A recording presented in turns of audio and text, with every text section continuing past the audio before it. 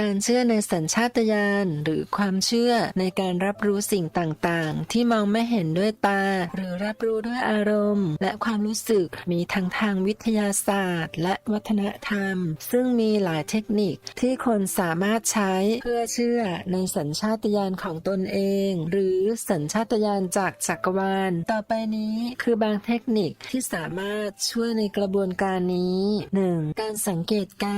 ารฝึกใจให้มีสติต่อตัวเองและสังเกตสิ่งที่เกิดขึ้นในปัจจุบันอย่างตั้งใจช่วยให้คุณรับรู้สัญชาตญาณที่เกิดขึ้นภายในตัวคุณได้มากขึ้นการสังเกตการเริ่มต้นด้วยการเข้าใจสติปัญญาและการรับรู้ตนเองอย่างลึกซึ้งโดยการตระหนักถึงความคิดอารมณ์และสถานะจิตใจ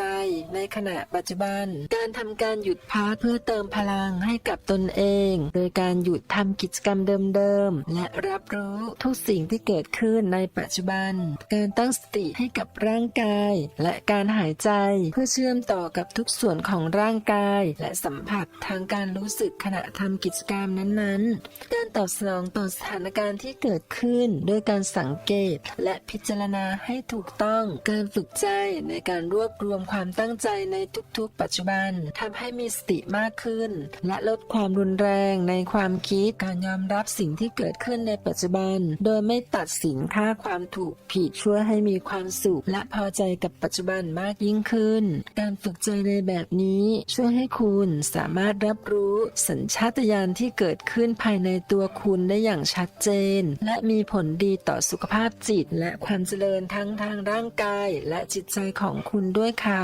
2. การทำสมาธิเป็นกระบวนการทางจิตที่ให้โอกาสในการสำรวจและเข้าใจสถานะของจิตใจและร่างกายในปัจจุบันมีหลายรูปแบบของสมาธิที่เน้นการพัฒนาการเข้าใจสติปัญญาและการรับรู้ของตนเองนี่คือบางรูปแบบของการทำสมาธิที่ช่วยให้คุณเชื่อมต่อกับสัญชาตญาณหรือความมีชีวิตที่อยู่ภายใน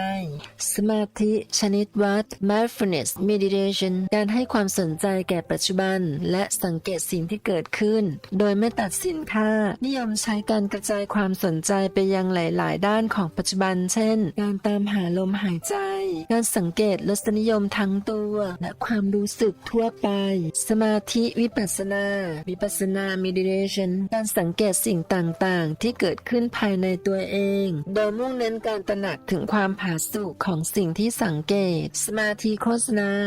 loving kindness meditation การเพิ่มความรู้สึกของความกรุณาและความรักทั้งแก่ตนเองและผู้อื่นโดยใช้การส่งเสียงของความปรารถนาดีไปยังตนเองและผู้อื่นสมาธิกิตติเซน meditation การทำสมาธิเน้นการนั่งมองโดยมุ่งสู่ความบริสุทธิ์และการเข้าถึงความรู้สึกอิสระจากความคิดการทำสมาธิช่วยให้คุณพัฒนาการเข้าใจสติปัญญาและการรับรู้ของตนเองซึ่งสามารถช่วยในกระบวนการเชื่อมต่อกับสัญชาตญาณหรือความมีชีวิตข้างในการทำสมาธิเป็นภาคสำคัญในการพัฒนาสติปัญญาและความมีสติในชีวิตประจำวันค่ะ 3. การพูดคุยกับตนเอง self talk เป็นกระบวนการที่ให้คำแนะนำข้อคิดและคำพูดต่างๆต่อตนเองเพื่อเสริมสร้างความเชื่อในความสัมพันธ์ระหว่างตัวเองและจักรวาลนักพัฒนาบุคลิกภายในมักให้คำแนะนำเกี่ยวกับการใช้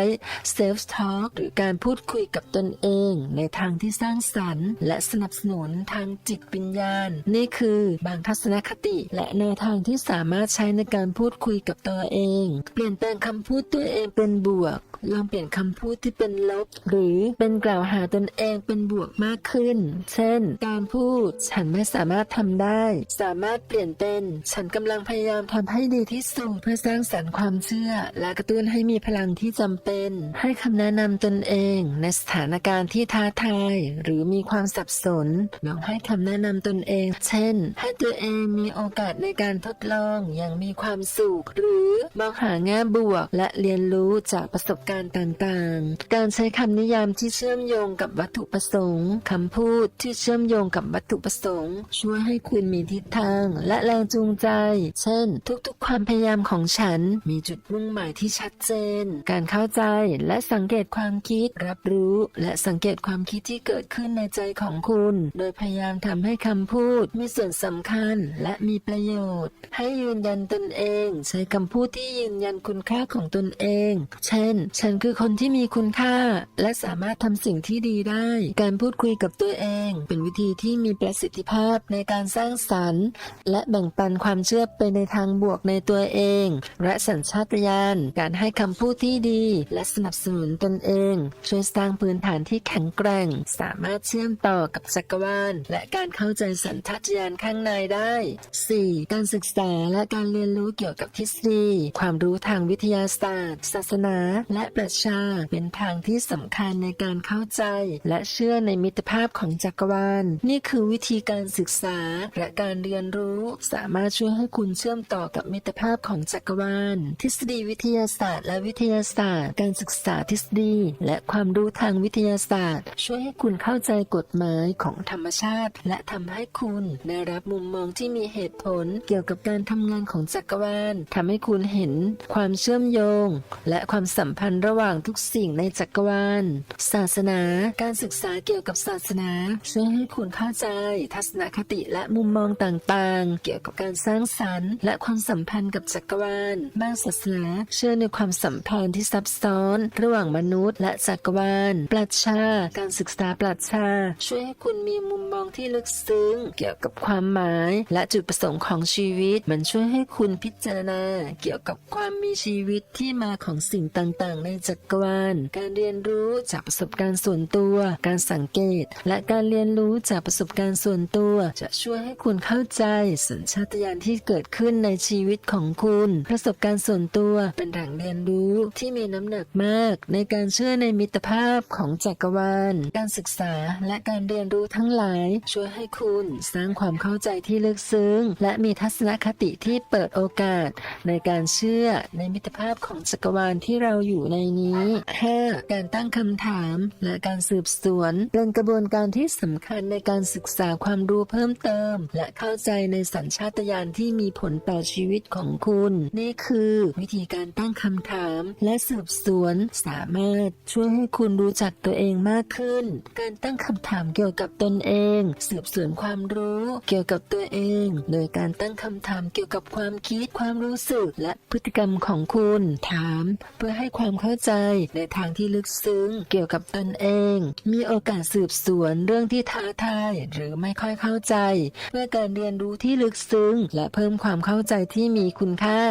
ตั้งคำถามเกี่ยวกับทฤษฎีและความรู้การศึกษาความรู้เพิ่มเติมการศึกษาความรู้เพิ่มเติมโดยการตั้งคำถามเกี่ยวกับทฤษฎีและการค้นพบทางวิทยาศาสตร์หรือแนวคิดทางปรัชญานำความรู้เหล่านี้มาใช้ในการเข้าใจตนเองและโลกรอบตัวสืบสวนผ่านสังคมและประสบการณ์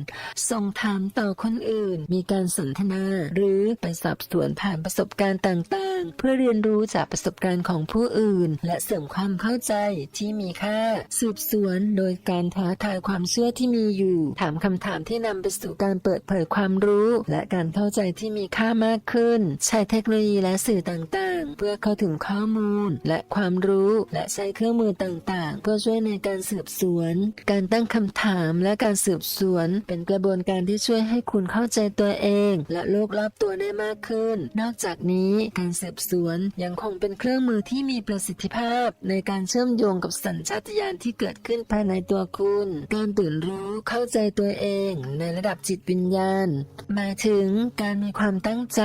และการรับรู้ต่อสัญชาตญาณหรือแกนธรรมชาติของตนเองนั่นคือการเข้าใจถึงลำดับขั้วสำคัญและความเชื่อของตนเองที่เกี่ยวข้องกับทางจิตวิญญาณหรือมิตรภาพที่มีต่อจักรวาลการตื่นรู้เข้าใจตัวเองในระดับจิตวิญญาณมีลักษณะเด่นด้วยการเข้าใจถึงความลึกลับของตนเองการรับรู้ถึงทางที่ทำให้ชีวิตมีความหมายและการเข้าใจถึงความเชื่อและทฤษฎีทางจิตวิญญาณที่สำคัญต่อตนเองบางครั้งการตื่นรู้ทางจิตวิญญาณสามารถเกิดขึ้นผ่านการฝึกสมาธิการพูดคุยกับตนเองการสืบสวนความรู้สึกหรือผ่านประสบการณ์ทางจิตวิญญาณที่ลึกลับนอกจากนี้